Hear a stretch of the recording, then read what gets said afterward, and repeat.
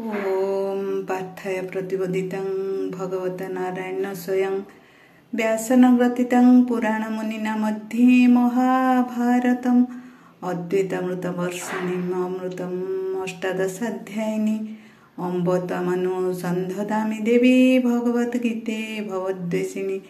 नमोस्तुते व्यास विशालबुद्धे फुलारविन्दायतपत्र नेत्र जेन त्वया भारत तैलपूर्णः प्रज्वलित ज्ञानमय प्रदीपः प्रपन्न परिजाताय स्तोत्रवैत्रेयीकपाणये ज्ञानमुद्राय कृष्णाय गीतामृते दुहे नमः। वसुदेव सुतं देव कंसचाणूरमर्दनं देवकी परमानन्दं कृष्ण वन्दे जगद्गुरु।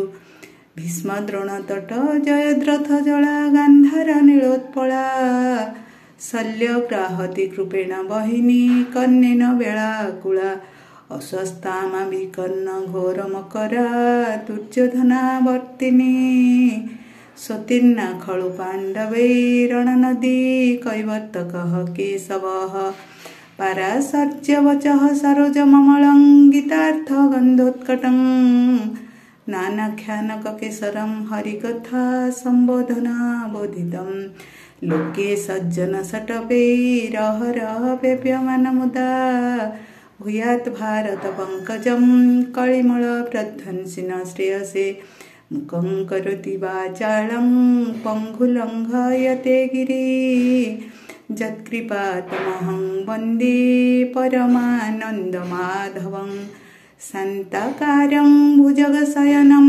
पद्मनाभं सुरेशं विश्वधारं गगनसदृशं मेघवर्णं शुभांगं लक्ष्मीकान्तं कमलनयनं योगिर्भिर्ध्यानगम्यं वन्दे विष्णु भवभयहरं सर्वलोकैकनाथं वन्दे विष्णु भवभयहरं सर्वलोकैकनाथं वन्दे विष्णु भवभयहरं सर्वलोकैकनाथं वन्दे विष्णु भवभयहरं सर्वलोकैकनाथं वन्दे विष्णु भवभयहरं सर्वलोकैकनाथम्।